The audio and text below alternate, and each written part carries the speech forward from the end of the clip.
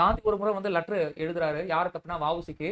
அந்த தென்னாப்பிரிக்கா மக்களுடைய பேரின்ப பெற்ற வஉ சிதம்பரனார் பிள்ளை, எல்லாமே ஆங்கிலத்துல தான். நான் உங்களுக்கு புரியணும் அப்படின்றதுக்காக சொல்றேன். வஉசியே உங்களுக்கு வந்து அந்த 5000 வந்திருக்கும் அப்படின்னு நான் வந்து நம்புறேன் அப்படின்னு வந்து அனுப்புறாரு. இவர் ரிலீஸ் ஆயிட்டாரு, இவர் வெளியே வந்துட்டாரு. அப்படி ஒரு லெட்டர் வந்து சபர்மதி ஆசிரமத்துல இருந்து வஉசிக்கு வந்து வருது. அந்த லெட்டரை எடுத்து படிக்கிறாரு, படிச்சு பாக்குறாரு. அந்த பணம் வந்ததா தெரியல. ஆனா இவர் வந்து இவருடைய பதில் கடிதம். ஆனா அத மாதிரி ஒரு பணம் வந்தது அப்படின்றதே வஉசிக்கு தெரியாது. காந்தியுடைய லெட்டர் மூலியமா தான் தெரியுது. ஓகே, பணம் வேற அமைச்சிருக்காங்க போல இருக்குது தென்னாப்பிரிக்காவில் இருக்கக்கூடிய தமிழர்கள். அப்ப இவர் வந்து பதில் கடிதம் வந்து எழுதுறாரு. யாருக்கு அப்படின்னா காந்திக்கு வந்து எழுதுறாரு. அந்த பணம் வந்து வரல. ஆனா அந்த பணம் ஏதோ ஒரு தர்ம காரியத்துக்காக சபர்மதி ஆசிரமத்துல ஏதோ ஒரு செலவு நீங்க செஞ்சிருப்பீங்க அப்படின்னு நான் நம்புறேன். அது தர்ம காரியத்துக்காகவே இருக்கட்டும். எனக்கு அந்த பணம் வந்து சேரல. அது அங்கேயே இருக்கட்டும் சொல்லிட்டு பதில் கடிதம். அப்ப காந்தி கிட்ட இருந்து இன்னொரு கடிதம் வருது. இல்ல, அது சபர்மதி ஆசிரமத்துல இல்ல. அந்த பணம் உனக்கு வந்திருக்கணும். எங்க ஏது அந்த பணம் எங்கேயும் வந்து மிஸ் ஆயிடுச்சு. அதான் வந்து உண்மை. ஓகேவா? உடனே இவர் வந்து அனுப்புறாரு. அப்படிங்களா? சபர்மதி ஆசிரமத்துக்கும் அது உதவலைன்னா இந்த நேரத்துல எனக்கு உதவினா நல்லா இருக்கும்.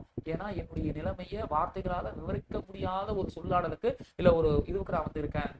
என்ன சார் அவரோட நிலைமை? என்ன சார் அவரோட நிலைமைன்னு கேட்டீங்கன்னா, சார் 2 கப்பலுக்கு சொந்தக்காரர் சார். வெளியே வந்து நிக்கிறாரு. சுப்பிரமணிய சிவா கிட்ட கேட்கிறாரு, எங்கேயா கப்பல் கம்பெனி?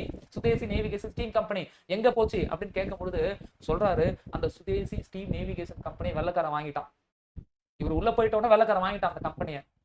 ஏன்டா அந்த கப்பலை உடைச்சி சுக்குநூறா நம்ம கடல்ல போட்டிருந்தா கூட என் மனசு ஆறி இருக்கும்.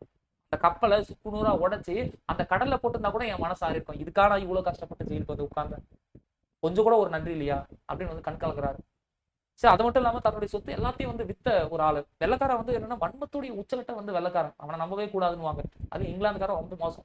ஏன் வன்மத்தோட உச்சம் அப்படின்னா, அதுல நல்லவர்களும் இருக்காங்க. அதை பத்தி பார்ப்போம். ஏன் வன்மத்தோட உச்சம்னா, அதே வெள்ளக்காரன் சொல்றான், இனிமே வக்கீல் தொழில் நீ பண்ணக்கூடாது, உன்னுடைய பாரிஸ்டர் பட்டத்தை பறிச்சிடுறேன் அப்படின்னு தண்டனை அனுபவிக்கும் போதே சொல்லியாச்சு. அந்த 40 வருஷம் ஜெயில் தண்டனை 6 வருஷமா மாறிச்சு. அப்பயே சொல்லியாச்சு, இனிமே நீ வக்கீல் கிடையாது, உனக்கு பாரிஸ்டர் பட்டம் கிடையாது. ஓகேவா?